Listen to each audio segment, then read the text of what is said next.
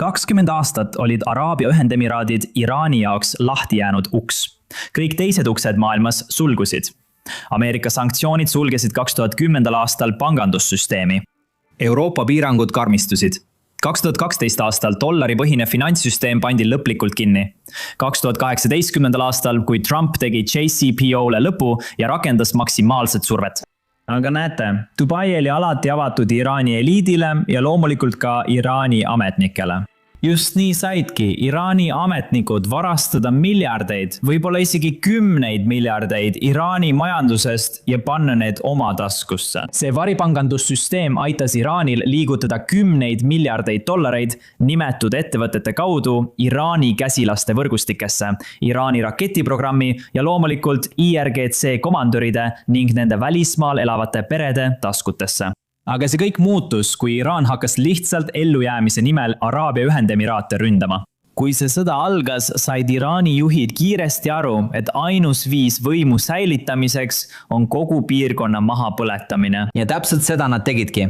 Kuid nüüd võitlevad need riigid vastu ja lahe piirkonna juhid otsivad kättemaksu. Alles eile tegi Araabia Ühendemiraadid midagi, mida nad pole teinud üle 35 aasta.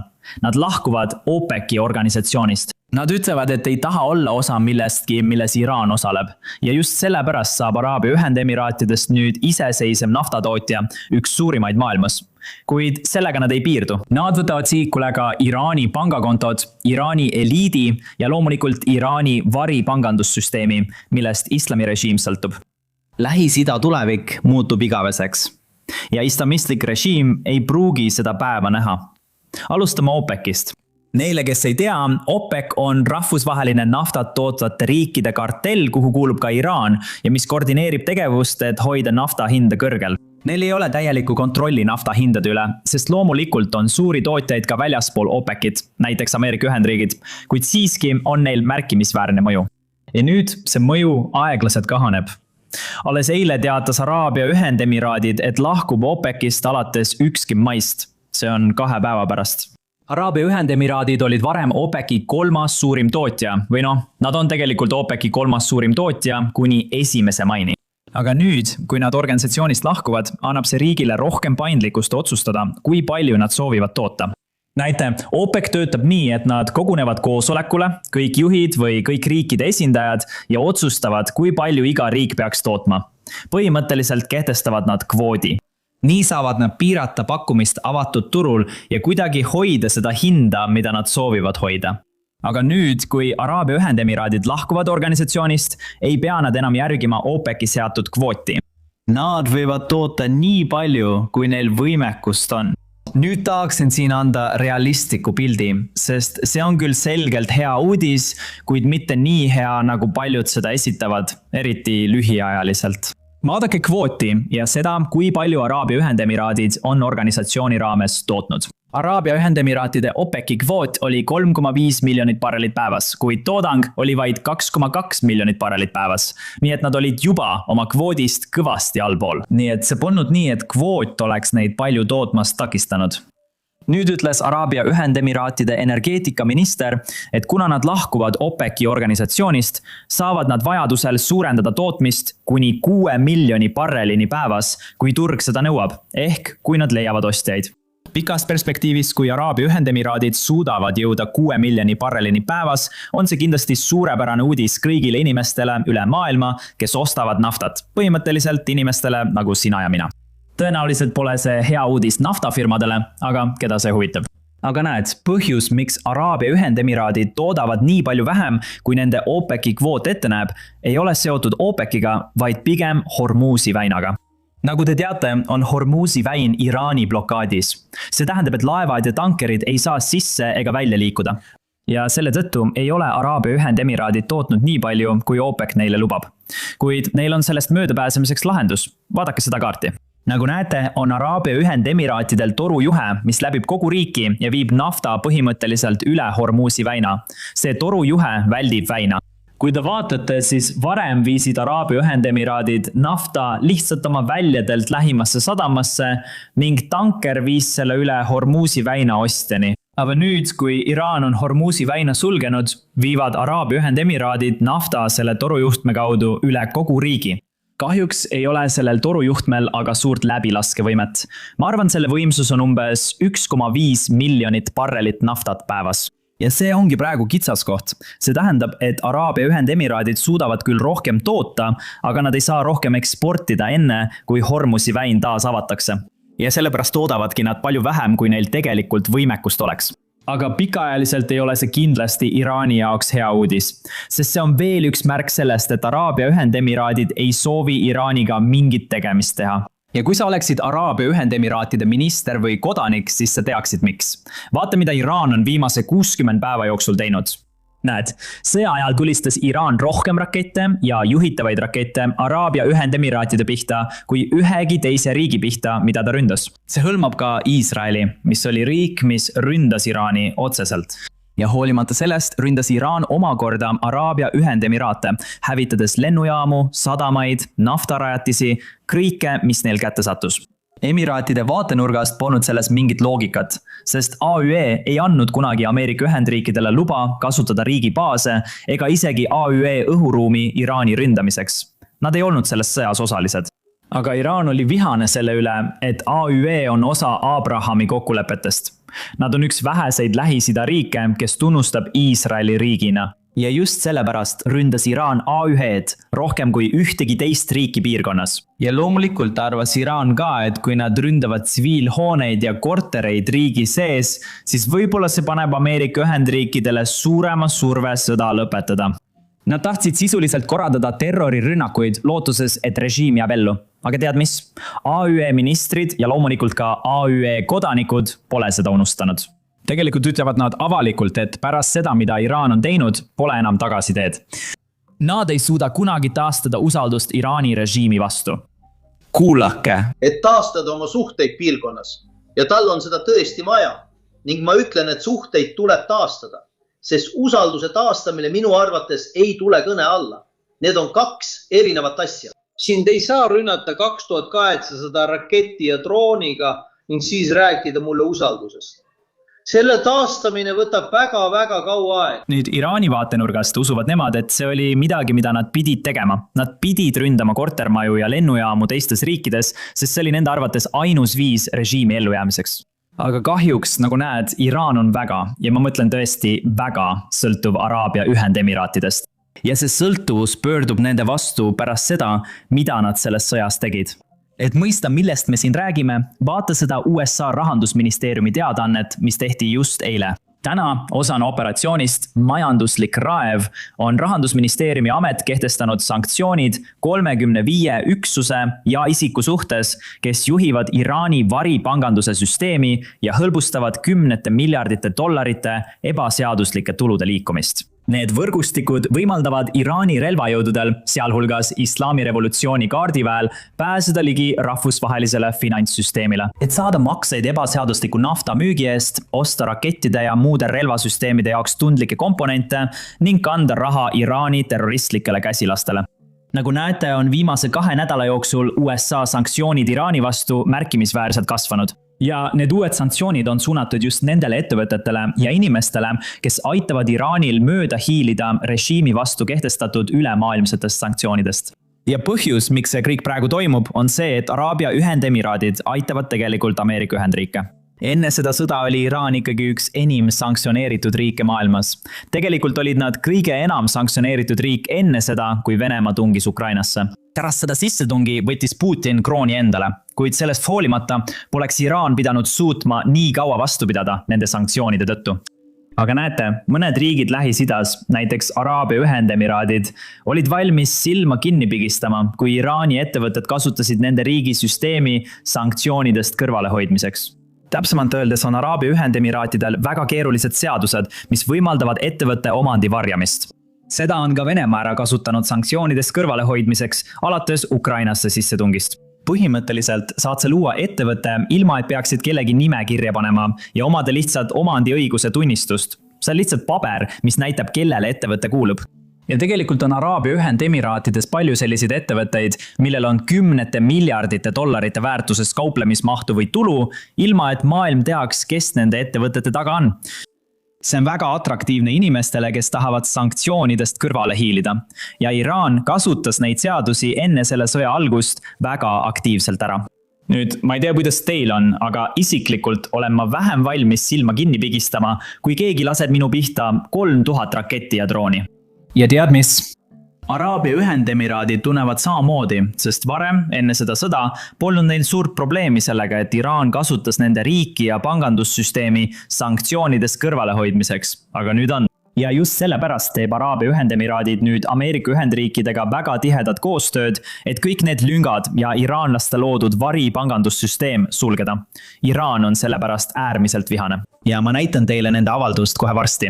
Näete, iraanlased saavad aru, et Araabia Ühendemiraadid ei ole riit, mida nad saaksid asendada. Aga maailmas ei ole palju riike, kus saaksid lihtsalt minna ja luua samasuguse süsteemi nagu Araabia Ühendemiraatides ning sanktsioonidest kõrvale hiilida. Araabia Ühendemiraadid on väga ainulaadses positsioonis, kus riiki voolab palju raha sisse ja välja, vähemalt enne seda sõda.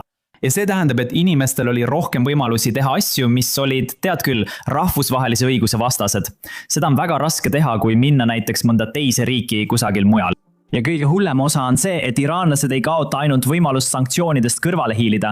Nad kaotavad ka raha, mida nad hoiavad välismaistes pangakontodes ja krüptoraha firmades. Just täna teatas Rahandusministeerium, et nad külmutasid rohkem kui $300 miljonit krüptorahas, osana operatsioonist Majandusraev.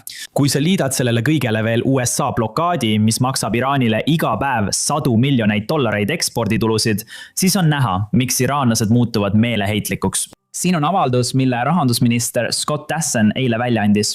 Kargi saar, Iraani peamine nafta eksporditerminal, on jõudmas oma hoiustamisvõimsuse piirile. See sunnib režiimi vähendama nafta tootmist, mille tulemuseks on täiendavalt umbes $170 miljonit päevas saamata jäänud tulu. Ning see põhjustab püsivaid kahjustusi Iraani naftataristule. Rahandusministeerium jätkab maksimaalse surve avaldamist. Iga isik, laev või üksus, kes hõlbustab ebaseaduslikku voogu Teherani, võib sattuda USA sanktsioonide alla. Nagu me varem ütlesime, võib USA blokaad olla surmavam kui USA pommid, sest Iraan ei suuda tõepoolest asendada eksporditulu, mis tal enne blokaadi oli.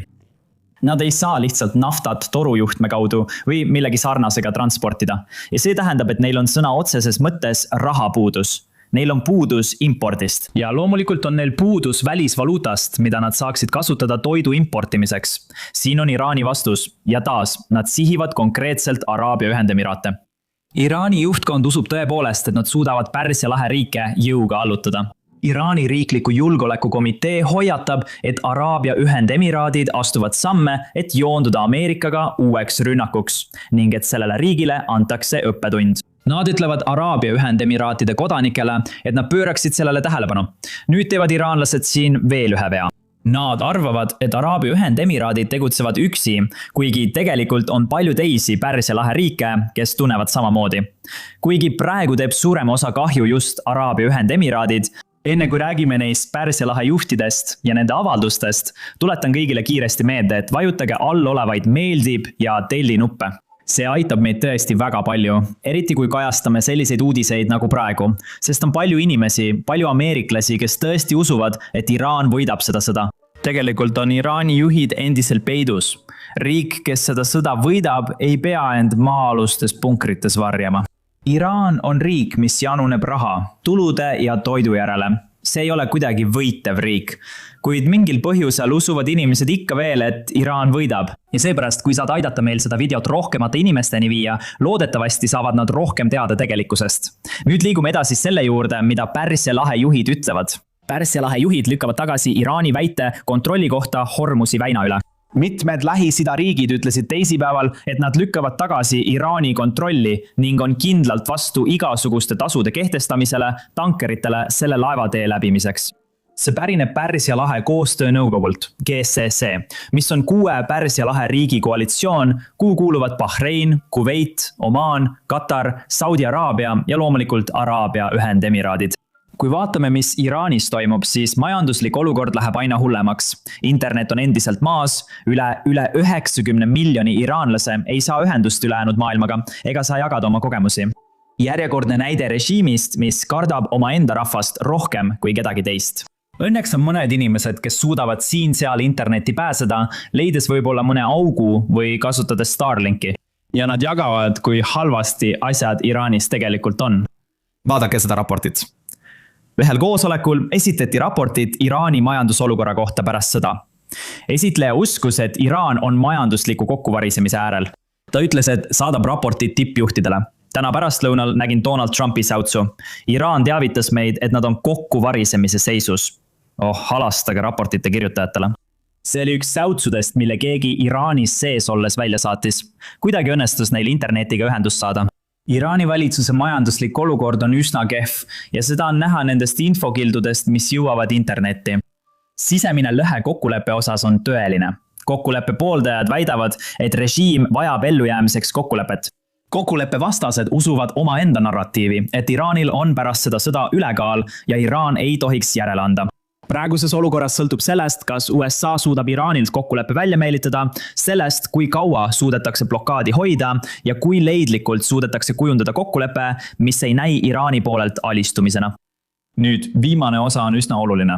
See ei tähenda, et USA peaks loobuma kõigist oma nõudmistest, mis tal enne sõda olid, vaid pigem seda, et kokkulepet tuleks esitleda ja avalikkusele tutvustada nii, et see ei jätaks muljet, nagu iraanlased lihtsalt alistuksid. Ja selle põhjuseks on see, et kui jääb mulje, nagu iraanlased alistuksid ja kui USA hakkab natuke liiga palju hooplema, siis on Iraani delegatsioonil raske seda kokkulepet müüa Iraani revolutsiooni kaardiväele või isegi Iraani avalikkusele, eriti neile, kes toetavad islamistlikku režiimi.